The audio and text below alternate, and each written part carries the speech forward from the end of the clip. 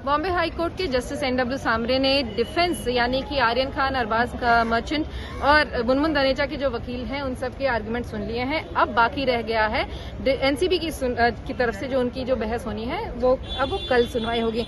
आज अदालत में क्या हुआ इसको जानते हैं। मुनमुन धनेजा के वकील इस वक्त हमारे साथ हैं। आज हमने देखा था कि कल मुकुल रोहतगी ने काफी सारा आर्गुमेंट किया था। आज अमित देसाई जो अरबाज मर्चेंट के लिए और आपने आर्ग्यू किया। आप लोग के मेन पॉइंट्स क्या थे? देखिए, हमारे सबके जो आर्ग्यूमेंट्स हो गए आज, इन शॉर्ट हमारा समरी में मेन पॉइंट्स ये है कि जहाँ तक आर्यन की बात की जा रही है, आर्यन का तो ये पूरा का पूरा यही केस है कि उनके पास से कुछ पिदा हुआ नहीं है। तो जो चीज़ उन्होंने किया नहीं है, जो चीज़ उनके पास से मिली नहीं है और जिस चीज़ में उनका कोई रोल नहीं है, तो उस केस में जो उनको अननेसेसरी अनजस्टिफाइबली जो 1 महीने के लगभग जो अंदर जेल में रखा हुआ है, ये बहुत गलत है और इसकी वजह से उनका फंडामेंटल राइट्स भी ब्रीच होता है कॉन्स्टिट्यूशन ऑफ इंडिया के अकॉर्डिंगली।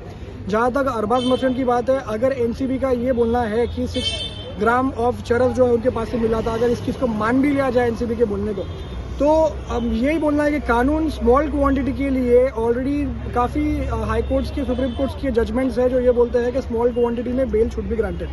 अब रही बात जहाँ तक मुनमुन धमेचा की बात है, जो हमारे केस पे जो है प्रेजेंट, मुनमुन धमेचा का खुद का पंचनामा NCB का ये बोलता है कि मुनमुन के पास से जब सर्च किया हुआ था उनके रूम में से, उनके पास से, उनके बैग में से, उनके कपड़ों में से कुछ भी नहीं मिला था। हाँ, NCB का ये बोलना है उनके खुद के पंचनामे में कि अगर कुछ मिला था तो वो 5 ग्राम का चरस था और वो रूम के कोने में से मिला था। अब रही बात इसकी कनेक्टिविटी में, पंचनामा ये भी बोलता है कि वहाँ पे बलदेव राज नाम के एक आदमी और एक सौम्या सिंह नाम की लड़की प्रेजेंट थी।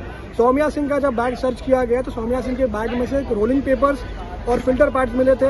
ये पंचनामा खुद उनका बोलता है। तो जब उनके पास से इस तरीके के सब्सटेंस मिले हुए हैं जो कि कनेक्ट करता है एलिस ड्रग्स को, तो उनको अरेस्ट क्यों नहीं किया गया और मुनमुन को क्यों अरेस्ट किया गया, इस बारे में NCB पूरी साइलेंट है और कोई कुछ नहीं दिखा पा रही है रिकॉर्ड पर। NCB को तो कल जीरा हटानी है तो शायद उसमें वो बोले। लेकिन एक चीज़ मैं आपसे जानना चाहूँगी, 2 ही दिन का समय रह गया है।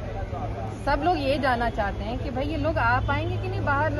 अगर मान लीजिए अदालत से जो आदेश है, आप लोग लगातार, मतलब कल भी हमने देखा घंटों आर्ग्यू किया, आज भी सब लोगों ने घंटों आर्ग्यू किया और ASG तो खुद कह रहे हैं कि वो कल 1 घंटे से ऊपर तो वो लेने वाले हैं और उसके अलावा फिर आप लोगों के रिजॉइंडर्स भी होंगे। कब तक फैसला आ सकता है? देखिए, अगर हम इस बारे में अगर बात करें तो हाई कोर्ट और 2 दिन वर्किंग है, कल भी है, परसों भी है। और यहाँ पे अगर हम बात करें आर्ग्यूमेंट्स की, तो बिल्कुल सही बात है कि आर्ग्यूमेंट्स के लिए हमें वक्त लग रहा है। कुछ घंटों, काफ़ी घंटों के ऊपर आर्ग्यूमेंट जा रहा है। कल कनेक्टिविटी था, आज भी हुआ है, परसों भी और कल भी होगा।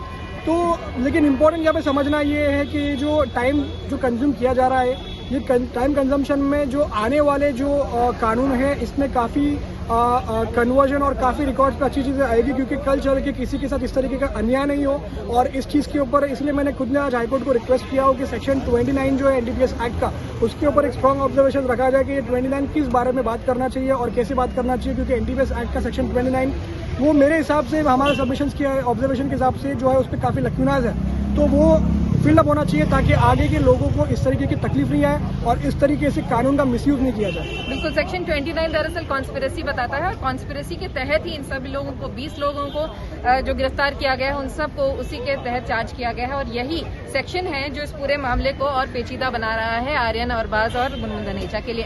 कैमरामैन महेश मौर्य के साथ विद्या, मुंबई आज तक।